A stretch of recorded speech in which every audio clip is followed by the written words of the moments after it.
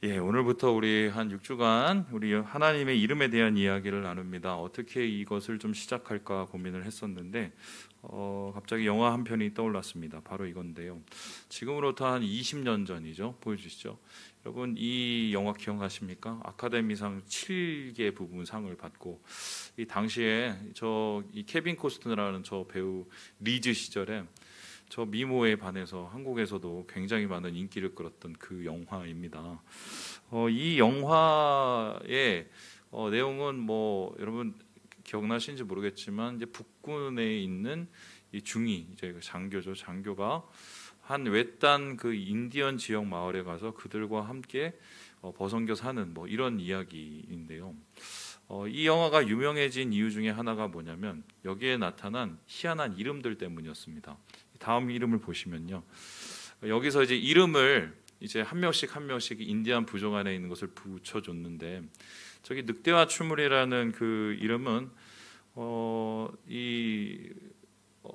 중이에게 붙여준 이름입니다. 왜 늑대와 추물이라고 부를까? 실제적으로 중이가 혼자 너무 외로워서 살다가 늑대랑 좀 가까이 하고 늑대 앞에서 막 춤을 추는데 그러니까 춤을 춘다고 해서 늑대와 추물이라고 불렀어요. 그러니까 뭐 이전 아마 인디안들이 그걸 관찰하고 불렀겠죠. 그런데 이제 그 다음이 더 재밌는데요. 이 주먹쥐고 일어서라는 또 이 여자가 있습니다. 이건 이제 인디안 마을에 사는 백인 여자였었는데 왜 주먹쥐고 일어섰냐면 이 여인이 이제 그쪽에 있는 인디안 여자들한테 좀 시달림을 당하다가 어느 날 갑자기 주먹을 쥐고 일어서 갖고 자기를 괴롭히는 사람을 패버렸죠. 그리고 나서 그 이름이 주먹쥐고 일어서가 돼버렸어요. 뭐 이런 얘기가 계속 이어지는데요. 발로 차는 새는 여기는 이제 굉장히 마음이 급한 사람을 나타내는 의미고요. 머릿속에 바람이라는 사람은 좀 현명한 사람을 얘기하고 돌송아지도 마찬가지고 그리고 10마리의 곰은 이 곰이 가지고 있는 지위와 지혜라고를 생각한 것 같아요. 그래서 그 추장이라고 나가 있는데 머릿속에 10마리 곰이 있으니 얼마나 대단한 권위를 가진 사람이겠습니까? 그리고 검은쇼리라는 사람은 좀 따뜻한 이미지의 사람. 그리고 많이 웃다는 정말 그 소년인데 정말 많이 웃어서 많이 웃다예요, 이름이. 이 이름을 보면서 제가 그때도 생각나는 게 참 신기하다라는 생각도 있었지만 어떻게 보면 이 이름이 우리 이름보다 더 낫다는 생각이 제가 들었어요. 왜냐하면 우리나라의 이름을 보면 제가 뭐 꼭 이름 얘기할 때 이 얘기를 하는데 아마 들으신 분이 있을 거예요. 굉장히 그 직계 그리고 뭐 혈족, 혈연, 가문 이런 거 굉장히 중요하게 여기죠. 그래서 일단 첫 자는 무조건 이 직계로부터 내려오는 성이 있어요. 뭐 저희 같은 경우는 박씨인데 이 R에서 태어나셨나? 그래갖고 그분으로부터 시작된 이 박씨가 시작이 되는 거죠. 그런데 이제 저희 집안은 저는 이제 성민인데 왜 제 이름이 원래 성민이 아니었어요. 뭐 그래도 뼈대가 좀 있대요 저희 집안에. 그래서 저 돌림자가 있는데요. 중간으로 왔다가 끝에 자로 왔다가. 근데 저희 집안이 원래는 민자 돌림이 아니라 우민, 원민, 성민 이렇게 되는데 환자 돌림이었어요. 그래서 제가 원래는 성환이가 돼야 되고 저희 작은 형님 이름은 원민이었는데 뭐가 돼요? 원한이 되고 저희 큰형님 이름은 뭐가 돼요? 우한이 될 뻔했어요. 그래서 안 웃으시네. 저희 이 이름만 봐도 실제적으로 엄마 아빠가 지을 수 있는 이름은 딱 중간에 한자밖에 안 됐어요. 이게 가문을 중요시하는 이 농경사이기 때문에. 그런데 지금 이 인디안 부족의 이름을 보면은 얼마나 그 사람의 특징을 잘 알아낼 수 있는, 그 사람을 이 이름을 듣고도 그냥 머릿속에 생각이 들 수 있는, 말 그대로 그 이름 자체가 그 사람인, 뭐 굉장히 더 좀 개인의 표현을 자유하게 하는 그런 이름이 아닐까, 뭐 그런 생각을 제가 했는데, 이 늑대와 춤을 이후에 이 사람들이 뭐 여기에 재미를 느꼈는지 자기 이름을 인디안식으로 바꾸는 막 그런 놀이가 있었어요. 그래서 뭐 대통령 이름도 바꾸고 해서 그때 뭐 그것을 가지고 뭐 재미있는 얘기가 있었었는데, 그렇다면 여기서 우리가 이제 보는 이름이라는 것을 한번 고민하게 되죠.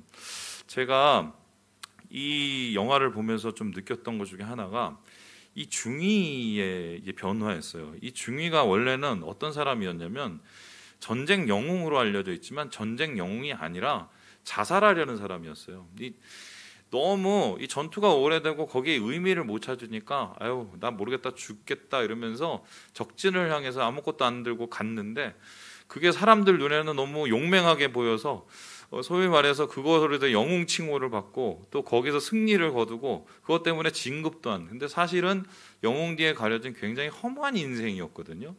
그래서 출생아도를 달릴 수도 있었는데 그것을 뒤로 하고 이 외딴 인디안 마을까지 간 이유는 뭐냐면 자기 삶의 뭔가 이유와 목적을 찾기 위한 거였던 것 같아요. 그런데 여기에서 인디안들 만나고 그 속에서 자연을 보타면서 생활하면서 그 사람이 조금씩 동화되고 변화되기 시작하는데 나중에는 이 중이의 원래 영어식 이름이 아니라 이 중이가 늑대와 추물이 되었을 때 좀 이 사람이 예전보단 좀 더 나은 사람으로 변하는 뭐 이런 모습이 나타나거든요. 정착도 하고 이름이라는 것은 참 그만큼 우리의 정체성이자 동시에 우리의 현재의 이야기를 담고 있다 이렇게 볼 수 있습니다. 자, 그렇다면 성경에 있어서 이름은 어떤 의미일까요?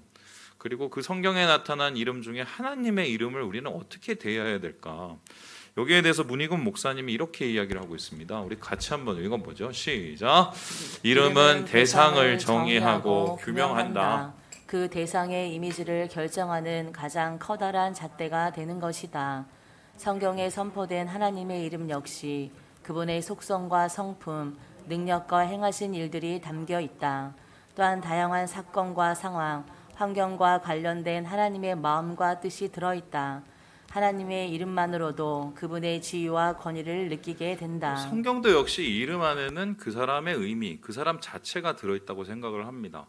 이 성경에 나오는 이름의 미스터리 중에 하나가 뭐냐면 아버지가 그 이름을 지었는데 정말 그 이름대로 살아가는 사람들이 있어요. 예언적인 이름이 있고 그리고 나중에 이 사람의 이름이 아예 바뀌는 경우도 있어요. 하나님께서 지어주거나 아니면 부모가 바꿔주거나 이런 경우인데요.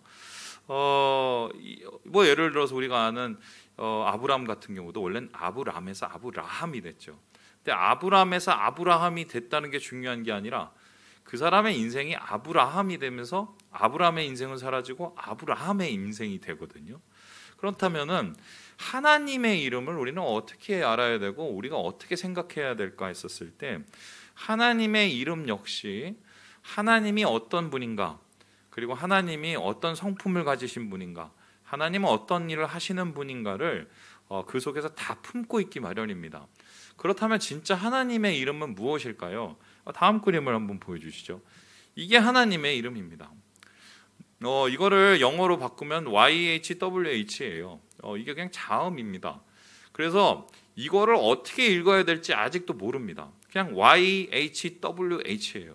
왜 이런 일이 일어났냐면은 사람들이 하나님의 이름을 너무 귀히 여겨서 하나님의 이름을 함부로 부르면 안 된다는 생각에 너무너무 안 부르다가 이 이름의 원래의 모음을 다 잊어버렸어요.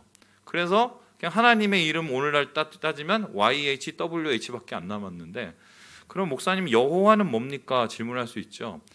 이 성경을 필사하는 사람이 이 YHWH가 나오면은 이 YHWH에다가 붓을 씻어서 그것을 다시 쓰고 그것을 어떻게 읽었냐면 아도나이라고 읽었어요. 아도나이는 뭐냐면은 주님이라는 뜻이고 하나님의 이름을 직접 부르기가 그러니까 성경을 읽을 때도 하나님의 이름으로 안 부르고 아도나이 주님이라고 불렀단 말입니다. 그래서 아도나이의 모음과 그 다음에 YHWH가 합해져서 만든 게 여호와예요. 그러니까 정확하게 말하면 여호와는 하나님의 정확한 이름이 아니에요.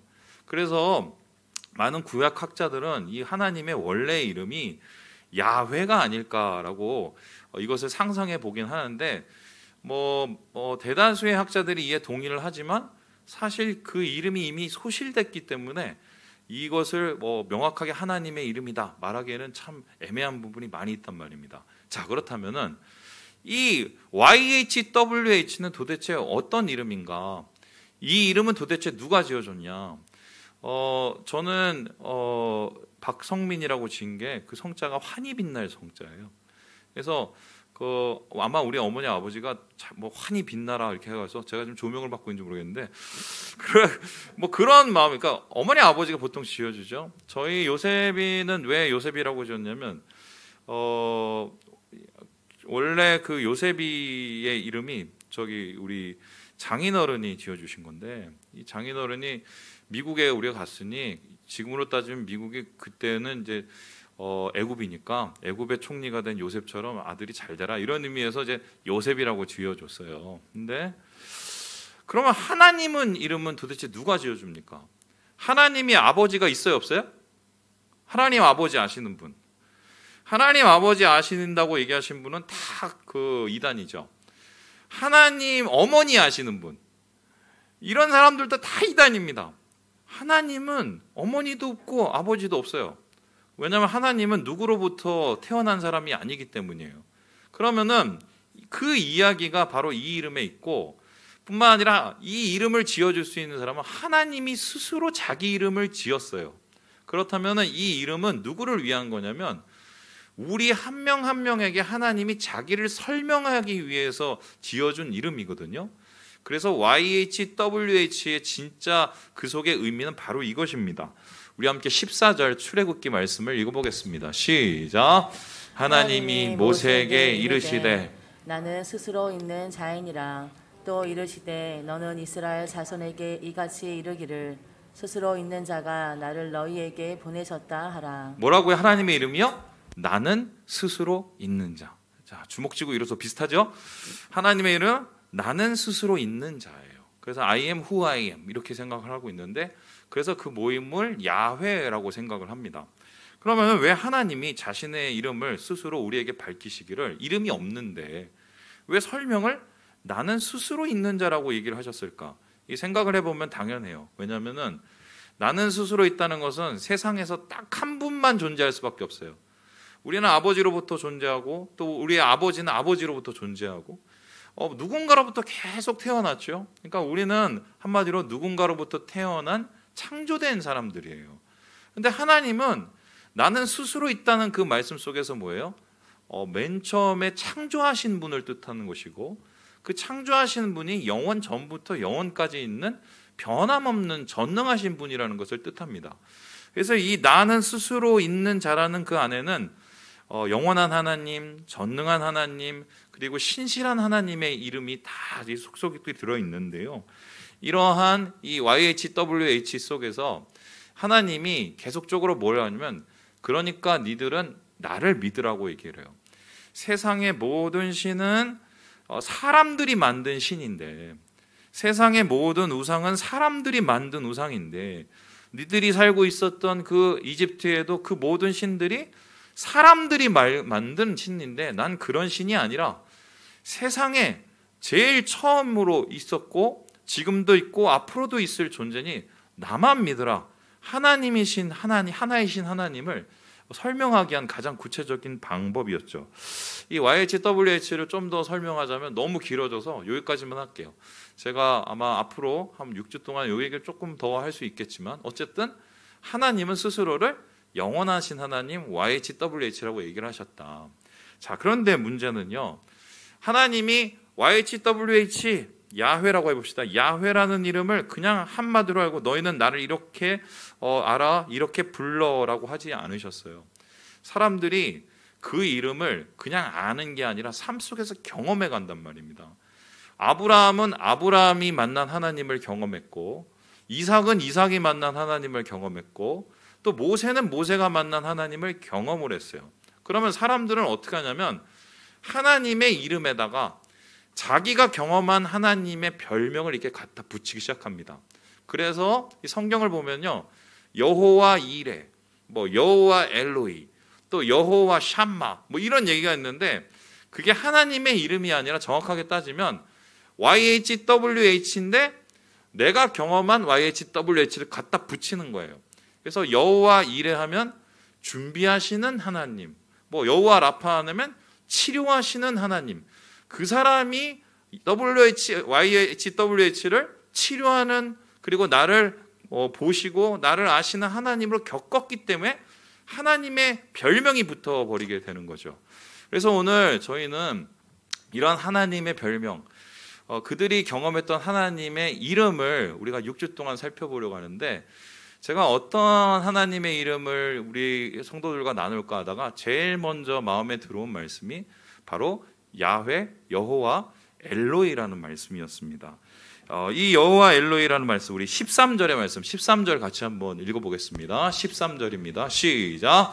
하갈이 자기에게 이르신 여호와의 이름을 나를 살피시는 하나님이라 하였으니 이는 내가 어떻게 여기서 나를 살피시는 하나님을 배웠는고 함이라. 오늘 이 말씀 속에선 하갈이라는 여인이 나오고요. 이 하갈이라는 여인이 만난 하나님, 바로 살피시는 하나님, 감찰하시는 하나님을 만나서 엘로히, 야훼 엘로히라는 말을 하고 있습니다. 이 엘로히라는 말은 다음 그림을 보시듯이요, 감찰하신다, 살피신다라는 뜻이에요. 정확하게 따지면 엘이라는 것은 전능한 사람, 전능한 자를 뜻하고, 로이라는 것은 보는 사람이라는 거예요. 근데 그냥 보는 게 아니라 현미경을 가지고 따라다니면서, 요즘에 뭐 쉽게 설명하면 그 뭐 유튜브 할 때 뭐 브이로그처럼 막 들고 다니면서 계속 찍잖아요. 그런 것처럼 따라다니면서 계속해서 CCTV처럼 살펴본다 할 때 요게 라라는 동사인데요. 이 동사를 하나님 앞에 갖다 붙여서 엘로히, 나를 보시는 하나님, 나를 살피시는 하나님, 나를 감찰하시는 하나님이라고 이야기를 하고 있어요. 자, 그렇다면 이 하갈이라는 여인이 도대체 어떤 하나님의 이름을 만났길래, 어떤 하나님을 경험했길래 그가 하나님을 여호와 엘로히라고 부르고 있을까요? 우리 함께 6절의 말씀을 앞으로 당겨서요, 같이 한번 읽어보겠습니다. 6절입니다. 시작. 아브라함이 사라에게 이르되 당신의 여정은 당신의 수중에 있으니 당신의 눈에 좋은 대로 그에게 행하라 하매 사라가 하갈을 학대하였더니 하갈이 사례 앞에서 도망하였더라. 이 이야기의 시작은 두 여자의 이야기로 시작이 됩니다. 항상 여자가 힘이 세고 여자가 그래서 가정 가운데 어려운 일이, 갈등의 불씨가 되는 경우가 성경에 보면 종종 있는데, 그 대표적인 여인이 바로 사라라는 여인과 그다음에 하갈이라는 여인입니다. 이 사람의 원래 관계는 뭐냐면은 주종의 관계였어요. 사례가 주인이고 종은 바로 하갈이었습니다. 그러면은 하갈은 그냥 잔말 말고 평생을 그냥 자기 주인을 섬기면서 살면 되는 문제였습니다. 그런데 이들의 관계가 꼬이기 시작한 게 언제부터냐? 하갈이 사레가 낳아야 될 그 아이를, 아브라함의 아이를 갖게 되면서부터였어요. 원래는 하나님께서 아브라함에게 약속하시기를 사라를 통해서 분명히 너의 대를 이을 너의 자손을 준다고 얘기를 했습니다. 그런데 사라가 그것을 온전히 신뢰하지 못했어요. 그래서 잔머리를 굴리기 시작하는데, 그 당시의 풍속처럼 대리모를 만든 거죠. 그 대리모는 나하고 가장 가까운 사람, 여종을 갖다가 자기 남편에게 줘버렸습니다. 그 남편은 사실 그러기 싫었을 것 같아요. 그럼에도 불구하고 아내가 강권을 하니까 그 여종하고 잠자리를 했고, 그러면서 아이가 생기게 된 거예요. 아이가 생기고 나서 이제 생각이 바뀝니다. 여러분 아시겠지만 여자와 엄마는 달라요. 엄마와 아줌마도 달라요. 그런데 이 여인의 가장 강한 이름은 어머니죠. 이 어머니가 되면서 하갈은 아마 자기 앞으로의 생각을 했을 거고, 이 가정 속에서의 자기의 위치를 고민했을 거고, 그리고 자기가 낳을 아이가 살 세상을 한번 고민했겠죠. 그러면서 소위 말해서 영향력 싸움, 자리 싸움, 그리고 내부의 분쟁이 시작되기 시작합니다. 그래서 하갈이 자기 것을 요구했겠죠. 그러나 사례는 너는 내 종인데 무슨 일이냐 하면서 그것을 받아주지 않았어요. 이러한 두 여인의 갈등은 결국 끝까지 갔고요. 결국 아브라함에게 가서 사례가 이것을 해결해 달라고 해결을 요청합니다. 분쟁을 일으킨 것은 사례인데 그것을 또 해결해야 되는 아브라함이 됐어요. 그러면서 아브라함이 이에 대해서 뭘 하냐? 원래 당신 여종이니 당신이 알아서 하시오 하면서 그냥 떠넘겨 버려요. 그러면 이제 사례의 찬스가 됐죠. 내가 지금 애도 못 낳는데 너 한번 당해봐라 이러면서 온갖 일을 하고, 여기서 보는 것처럼 학대를 당합니다. 여기 말하는 학대라는 것은 이 하갈을 계속해서 스트레스를 주는 그 수준을 넘어서서 가장 비참하고 초라하게 만든다는 단어예요. 그래서 이 하갈이 여호와 엘로헤를 언제 만나냐면 인생에서 가장 비참할 때 만납니다. 어디에 마음을 두지 못할 때, 심지어는 오죽했으면은 그가 살고 있는 이 쉘터, 보금자리를 떠나서 전혀 알지 못하는 광야로 도망갈 만큼 정말 가장 괴로운 그 상태에서 하나님의 이름을 만나게 되는 거죠. 그런데 중요한 것은 이 하갈이 과연 하나님을 만날 사람이었냐는 거예요. 학자들은 이 하갈의 이름을 이제 가리키고 또 성경의 흐름을 가리켜서 하갈의 출신을 애굽으로 봅니다. 그래서 이 아브라함 일행이 애굽에 갔었을 때 그 사례가 바로에게 받은 그 여종이 하갈이 아닐까 생각을 하는데, 그러면 하갈이라는 여인은 애초에 하나님하고는 별로 관계가 없는 사람이었어요. 다른 이방 문화권의 사람이었고 다른 신을 섬길 수 있는 사람이었어요. 그런데 어찌어찌해서 그냥 아브라함 집에 얹혀서 왔었을 뿐입니다. 그래서 그의 하나님은 사실 자신의 하나님이 아니라 자기 주인의 하나님, 주인이 섬기는 하나님이었고, 그 주인이 섬기니 나 같은 사람을 돌아볼 거라도 생각도 안 했고, 그리고 나는 그분을 잘 모른다는 생각이 많았던 여인이었어요. 그런데 이랬던 여인이 그 도망가는 그 길에 이런 일이 벌어지게 됩니다. 우리 함께 8절의 말씀을 같이 한번 읽어보겠습니다. 시작. 이르되 사레의 여종 하갈아, 내가 어디서 왔으며 어디로 가느냐. 그가 이르되 나는 내 여주인 사레를 피하여 도망하나이다.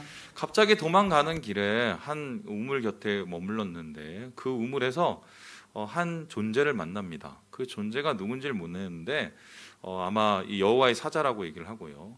그 여호와의 사자가 하갈을 향해서 물었어요. 누군지도 모르는 거예요. 너 어디 왔냐? 어디 출신이야? 어디 가고 있어?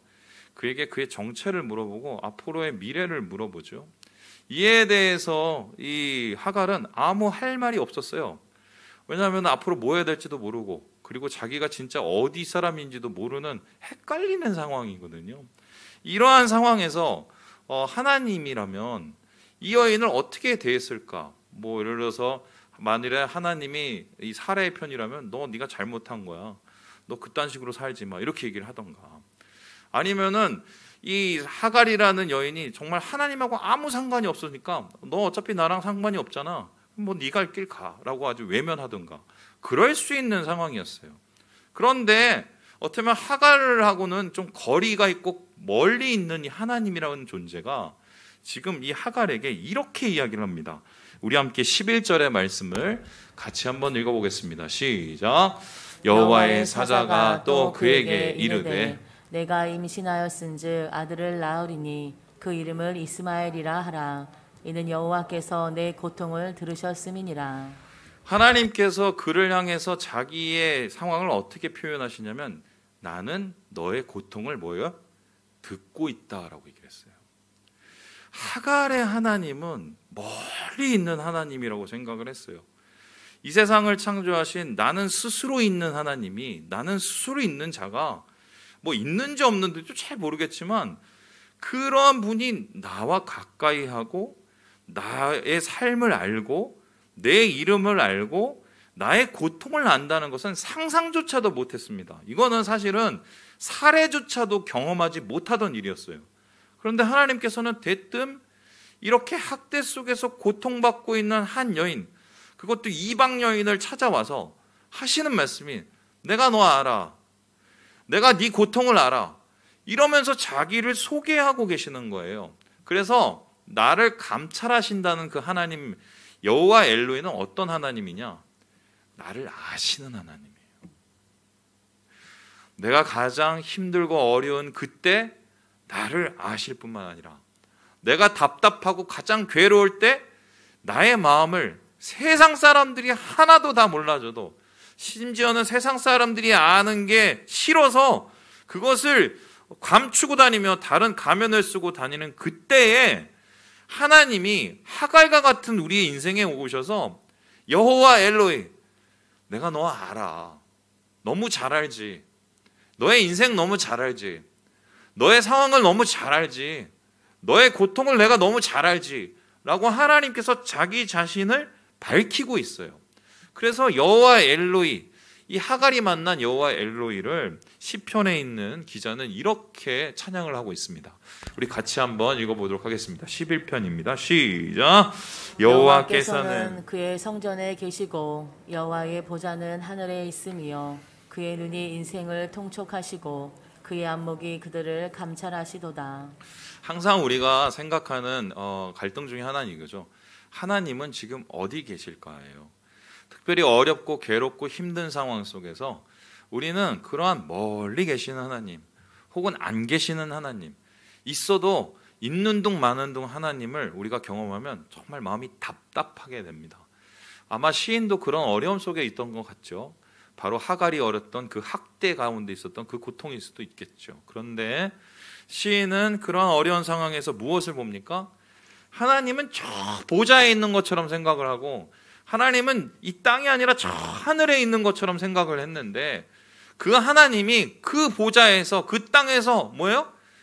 지금 나를 향해서 귀를 기울이시고 내 인생을 바라보시고 나의 마음을 헤아리고 계신다라고 자신을 표현해요.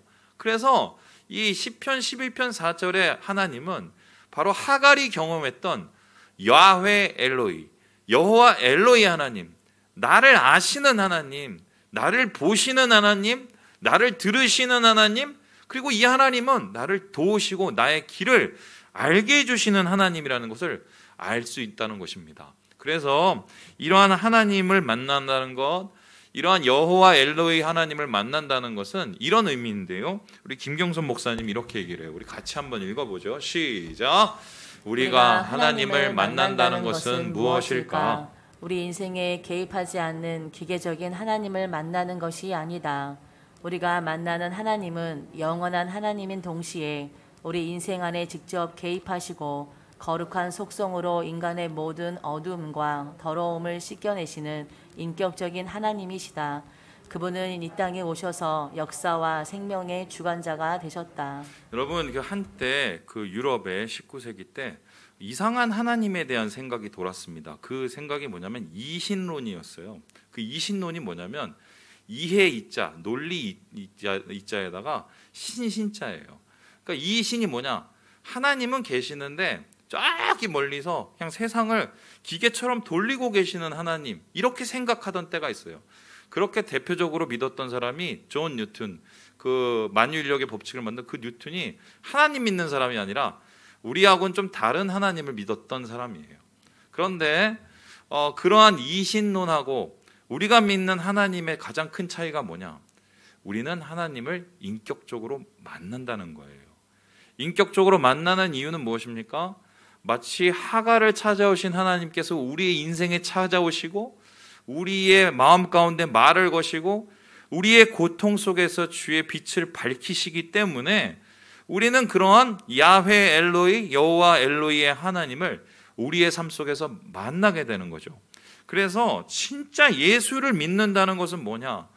내가 하나님 안에서 구원을 받았다는 것은 뭐냐? 그리고 내 안에 성령이 있다는 것은 뭐냐? 내가 기도하고 내가 부르짖고 내가 하나님의 이름을 부를 때 아시고 보시고 헤아리시는 하나님을 느낄 수 있는 거예요.